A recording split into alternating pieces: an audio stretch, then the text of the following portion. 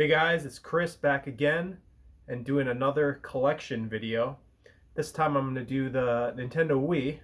It's a bit smaller than my other collections, but should be a pretty good video regardless. And I'm using my new used Galaxy S8 Plus camera, so we're doing 1440p video this time. Alright, so let's get this started right away. This game, Call of Duty Modern Warfare Reflex Edition, is one I picked up at Goodwill recently. Pretty good port of the Xbox 360 version, and obviously it's downgraded. You know, it's got worse textures, worse resolution, worse frame rate, but it does have pretty cool motion controls that work really well. Okay. Next up, we got this one. Metroid Prime 3 Corruption. So this originally, came out just by itself, and then it was later included in the Metroid Prime Trilogy collection. So yeah, I bought it here first, and it's a good version of the game. This one's actually uncensored. They later censored this game to include in the trilogy. They removed, I believe, swear words and something else. Maybe they changed something else, but yeah, it's good entry in the Metroid Prime series, first person Metroid game. All right, next up, yet another copy of Okami. This is the Wii version, not the ideal version, but still pretty decent if this is the only version you play. It's just the PS4 and Switch versions are the best next to the PS2. But yeah, it was cool back in the day using the motion controller to paint on the screen. Alright, next up. This is one I found at Goodwill as well. Red Steel for the Nintendo Wii. And yeah, this one, I think this was a launch game, but it's still pretty fun. It's got this weird glitch though. If you have the controller speaker enabled, the actual aiming controls get all screwed up and like really jittery for some reason. But if you disable the Wiimote speaker, it's perfectly fine. It's weird glitch. It's an average shooter though. All right. We got this game, Silent Hill Shattered Memories. This is one Vampire Mike from Sega CD Universe got recently. He was looking for. I did buy this on release, and I was pretty disappointed with it, honestly. It's graphically nice for a Wii game. I'll give it that. I guess it's an interesting atmosphere with the frozen environments, but it's not anything like Silent Hill 1. Story has barely anything to do with it. There's not much combat, or any actually. You mainly just run away from the monsters and drop flares to avoid them. But yeah, it's an interesting technical showcase for the Wii, I guess, because it's good use of the motion controls at least, but yeah, it's definitely not anywhere near a good Silent Hill for me. All right, and we got this one, Tales of Symphonia: Dawn of the New World. This is a sequel to Tales of Symphonia for the GameCube, obviously. This was included on the Tales of Symphonia collection for PS3. I think it was on the PC version as well, but yeah, this is the Wii version that came out first. All right. Next up, the pack-in Wii game, Wii Sports. I believe I have 2 copies of this. I forget why I have 2 copies, but I do for some reason. Came in this cardboard sleeve type of deal. But yeah, original packing game for the Wii.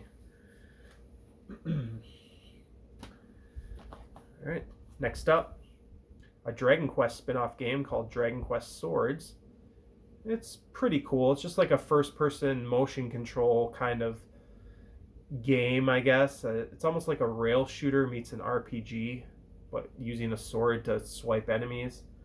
So it's kind of interesting. It has some pretty cool character designs, especially That waifu right there is pretty good.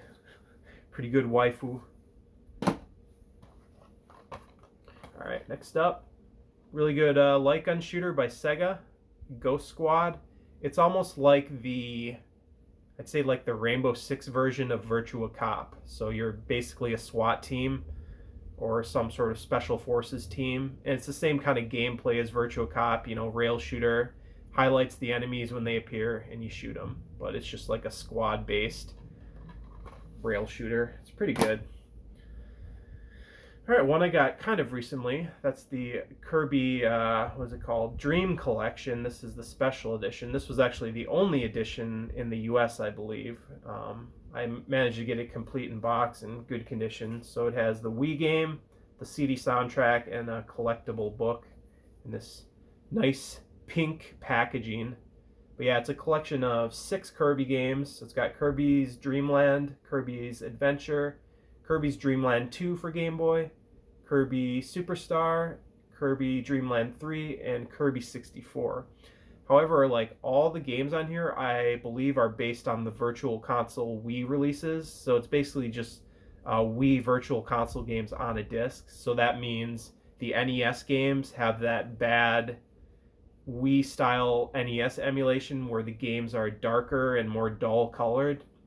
So yeah, that's a bit unfortunate, but yeah, it's cool to have Kirby 64 on a physical media because I didn't want to have to buy it on N64, and it looks better than the N64 version, as far as I know. I don't know if there's any weird glitches in it, but then it got another Kirby game, Kirby's Return to Dreamland. Now, this is more akin to how the 3DS games were, where it's full 3D graphics but 2D gameplay. This might be the first Kirby game on that engine that 3DS used, but I might be wrong about that. It looks like the same 3D engine. But yeah, it's just a really fun 2D platformer with 3D graphics, so cool stuff.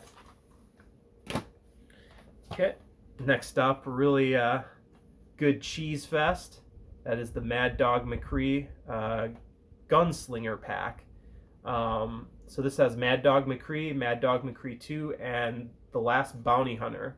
These are all American Laser Games full motion video light gun shooters.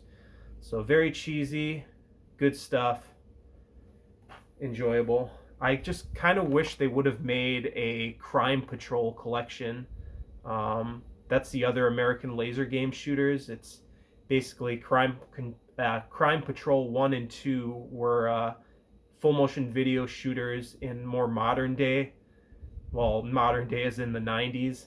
And then they could have put a third game on there, like maybe Who Shot Johnny Rock, which is like a, I don't know, like a 1940s gangster type of shooter. But yeah, this is a good collection. Alright, really good exclusive for the Wii. Mad World. This was made by Platinum Games.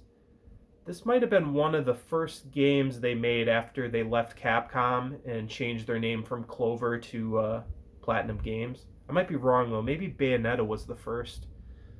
But yeah, this was one of the first slew of games that they made, and it's really good. It's a black and white beat 'em up, cell shaded, very violent. It's like you're on a game show killing people, kind of like the Running Man or something. But yeah, very cool style, very fun. Not the most in-depth game, but it's got a lot of like environmental kills and stuff, which are fun. All right, we're getting almost to halfway point. And then what I mentioned before, the Metroid Prime trilogy, and this is the Steelbook version, so a bit more desirable. Look at that beautiful Steelbook with Samus on the back. Hell yeah. Awesome, awesome shiny spine there. And the front. Yep, very nice Steelbook. Nice plastic slipcase for it. But yeah, this is all 3 games, so it includes Metroid Prime 1 and 2 remade with Wiimote controls. And then it has Metroid Prime 3, which is the censored version on here, so it has less swearing and I think a small graphical change. But yeah, pretty good. It's just the GameCube version of Metroid Prime 1 on here is a little bit dumbed down graphically. They removed some water effects and some of the arm cannon particle effects, which kind of makes it look inferior, but the controls are better at least, and it has widescreen support. Then another Metroid game. This is Metroid Other M. This was made by Team Ninja, the guys who did Ninja Gaiden series, and Neo more recently, and Dead or Alive, obviously. But yeah, this is like a third-person action-adventure game. It's not exactly like the classic Metroid games. It's more like Ninja Gaiden meets Metroid. A lot of people didn't like the story. I didn't mind the story so much, but the gameplay was a little bit more bland, kind of. Like the level design, I would say, is kind of bland. A lot of like undetailed fighting arenas rather than a more complex maze-like level design of the older games and Prime. So it's interesting. It's not the worst game ever, but it's definitely not the best Metroid either. Okay, next up, Muramasa, the Demon Blade. And this is a Vanillaware action game. I don't think it's much of an RPG, though it has some RPG elements. So these are the people that made Odin Sphere and Dragon's Crown. But this is more of a 2D, I guess, hack and slash beat 'em up with RPG elements. This was later ported to the PlayStation Vita, yes. And that had upgraded features, and it had downloadable content. A lot of quality of life improvements. But this version is still fun to play, but I would recommend the Vita version if you chose one. But yeah, very cool 2D art. You know, ancient Japanese style with samurai and ninjas and shit. So, very cool. Here's another one I got recently that I wanted for a while, just put it off for the longest time. That's a New Super Mario Bros. Wii. So this is the second New Super Mario Bros. Game, the first being on DS. And this is kind of more the same, but it adds 4-player co-op mode.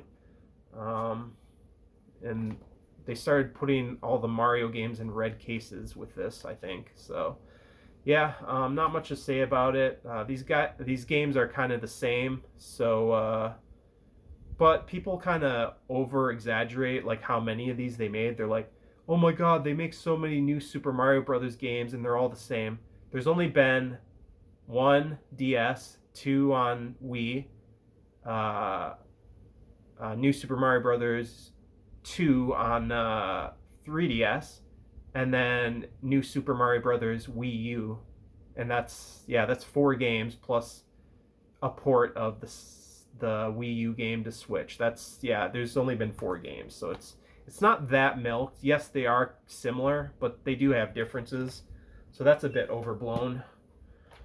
Alright, this one, I actually didn't play this one a whole lot, even though I love the Saturn version of Nights. This is Nights Journey of Dreams. And I don't know, I just couldn't get into it. It didn't feel as classic as the Saturn version for whatever reason, but I need to get into it at some point. I'm sure it's a fine game. It's just, all my nostalgia was in the Saturn game, so I didn't really get into playing this. I'm like, this is kind of the same thing. I'd rather just play the Saturn version. But yeah, it's not bad or anything. Alright, then a cool series, No More Heroes. This is the first game. This is going to get a third game pretty soon on Switch. But the first game is pretty memorable. It's a hack and slash, goofy Japanese action game. Suda 51. And then I also got No More Heroes 2. What is this called? Desperate Struggle. I also have No More Heroes Paradise, I believe it's called, on PS3, which is an upgraded version of 1 with some of the bosses from Part 2. I have not beaten Part 2. I just got really far in Part 1, but yeah. Alright, now this series, which I showed off in pickups videos recently. Pikmin 1. I might as well throw this up as well. Also got Pikmin 2, the Wii editions. Never had these on GameCube, but found Pikmin 1 at Goodwill. And Pikmin 2 I ordered I ordered from my buddy, Sega CD Universe. But yeah, played mostly just some of the first game, and it's cool. So, yeah. Alright, next up. Another decent port of Resident Evil 4. I have so many versions of this game, though. But the Wii version is actually well done. It's just got 480p graphics, which is kind of low res on a HD TV, but the Wii motion controls are actually still pretty fun. So yeah, the classic Resident Evil 4. What else can you say? And then we got Resident Evil, the Umbrella Chronicles, and this is the light gun shooter for the Wii, kind of continuing the tradition of the Resident Evil Survivor, Gun Survivor series. Yeah, this one's a little different though. It's got a bit more depth to it than the normal rail shooter. I believe this goes through Resident Evil 1 remake. I don't know if it goes through Resident Evil 2. I think it does actually. But then there's also the sequel. And these were both on PS3 as well, but digital only. And this is Dark Side Chronicles. So this more focuses on Leon. It goes into Leon's past.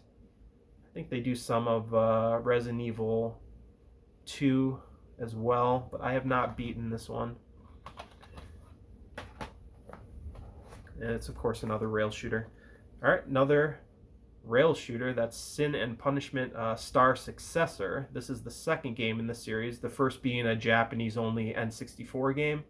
But yeah, the US did get a release on the Wii of the second game. I actually bought another copy of this, but the packaging was damaged, so I found this at Walmart during a clearance sale, like maybe, I want to say like 2 years ago, and I think I got it for like $8 or something, brand new. So this is my pristine copy. I also have another copy with a little rip in the case. But yeah, it's a decent rail shooter by Treasure, the people that did Ikaruga, Guardian Heroes, games like that.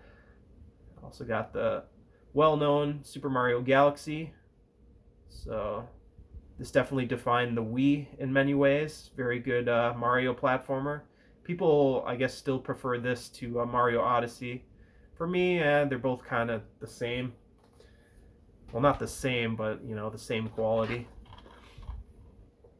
Then I got, of course, Super Mario Galaxy 2. It took me a while to get this one. I only had the first game for a while because it was taking me so long to beat it. I had no reason to buy the second. But yeah, now I got the second for collection's sake. Kind of more of the same. Okay. I guess we'll just go here. All right. Another game in the Paper Mario series is Super Paper Mario. They started to change up the gameplay in this one a bit. The others were just like kind of RPGs, but this one's like an RPG mixed with a 2D platformer. So it's much lighter on the RPG elements. Still a cool style and everything, but this is when the series started to go downhill. Like the first two games on N64 and GameCube were standard RPGs, and then they tried to really experiment with this game and then subsequent games, and people have not liked that, and I kind of agree. They should go back to the old style. All right, now we got, of course, the Super Smash Bros. Brawl. Now, I didn't own Super Smash Bros. On N64 or GameCube, but everyone prefers the GameCube version to this because of some little, like, tournament exploit type of dodge moves or some shit. Just some sort of balancing shit. But to me, I don't play for competing. I just play for fun. And this had more characters. So I'm like, yeah, I want this version. So not a super big Smash Brothers fan, but I was never big into the competitive aspect of it. Oh, now this is a really good fighting game. Tatsunoko versus Capcom. This one's Ultimate All-Stars. So this originally came out in Japan, and it had a slightly different set of characters. I believe this added some more characters and took one of them out of the game. They changed some of the music as well and some of the mini games. But I was surprised we actually got this in the US. So I definitely bought it right away. It's the typical Capcom versus fighting game. This is when Marvel vs. Capcom 2 had been out for a long time and the series seemed like it was dormant. So this coming out was a good sign that we'd eventually get a new Marvel vs. Capcom. And they did eventually. We got Marvel vs. Capcom 3 and the awful Infinite, which we won't talk about. But next up, kind of an interesting Tenchu game, Shadow Assassins. This is a departure for the series. They went in a different direction. It's almost like a more linear, close quarters, almost motion controlled, like experimental game. So it focuses more on the stealth than the combat. Like if you get caught, like most of the time you just have to, it automatically makes you run back to a checkpoint. And the combat is basically set, like scripted combat battles basically. It's very weird. It's a decent stealth game, but definitely not my favorite Tenchu game. And that's one of the first Let's Plays I did on my YouTube channel, by the way. I filmed my TV playing it, so if you look back at my oldest videos, you'll find my Tenchu play of that.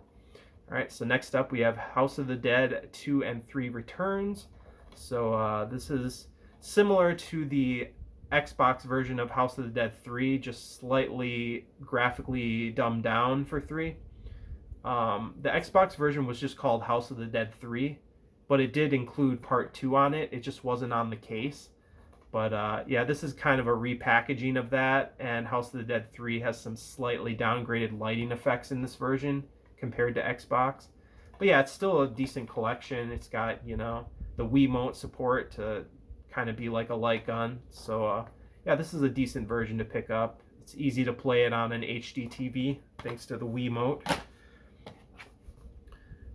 All right, next up we have The Last Story. This is the I believe Sakaguchi RPG. Yeah, Hironobu Sakaguchi, and music by Nobu Uematsu. I can't pronounce his name. Basically Final Fantasy veterans. But this game wasn't that great, to be honest. It's kind of an action RPG in a way. It's strange. It's just not that memorable. I actually got the collector's edition for this, which this isn't the collector's edition packaging, but yeah, I do have that. Not the greatest game though. All right, next up, game we were waiting for on GameCube for a while. That's Zelda, Legend of Zelda, Twilight Princess, the Wii version. I decided to get the Wii version instead of the GameCube version when it came out. But honestly, the GameCube version ended up being the better one. This one kind of shoehorns the motion control waggling to swing your sword, but it's just a generic, you waggle to hit a button, basically. Not my favorite Zelda game either. I've never actually beaten this one, and I even rebought it on Wii U, and I haven't beaten that version either.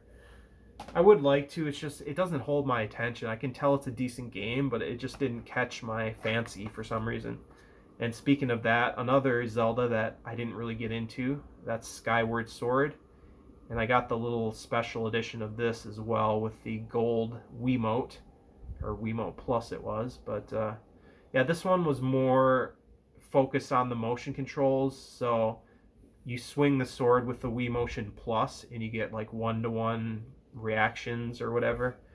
So, but I never really got into it. I wasn't, at this point I wanted an HD Zelda game, and like playing another 480p Zelda game, it just looked ugly to me, like, you know, last generation looking graphics, so I just couldn't get into it. Wario Land Shake It is a really good 2D sprite-based platformer in the Wario series, so it's very similar gameplay. I forget who designed this one. I don't think it was Treasure, but this might have been Nintendo. I think Treasure did the GameCube Wario game, but yeah, very cool, just 2D sprite-based platformer. Not super special, but pretty fun. Alright, last game, and it's a good one. But this one has gotten ported, and it's getting ported again to Switch, and that is Xenoblade Chronicles, the original. I believe this release was GameStop exclusive, so that's the only place you could buy it. But it's since been re-released on Nintendo 3DS, or new Nintendo 3DS, I should say. It's one of the few games that you need the new Nintendo 3DS to play. But it's getting a full kind of remake. I think it's considered a remake on the Switch. You know, it's going to have completely improved graphics. I think they're even going to add a missing area in the game that they had to cut out of this one. But still, this is a very good game if you have this version, but don't pay a lot of money for the Wii version because the Switch version is coming out and it will probably be superior. All right, so that's it for my Wii collection video. Hope you guys enjoyed that. I will definitely do some more collection videos in the future. Maybe my Xbox original collection, which I'm looking at right now. I think, yeah, that collection's slightly bigger than my Wii collection, so that'll be a pretty long video. But anyways, hope you guys enjoyed the quality of the new camera. I could do 1440p video on my S6, but it was limited to like 15-minute videos, so this is a little nicer. I can do full-length 1440p selfie videos like this. So, all right, guys, thanks for watching. I'll see you on the next video. Peace out.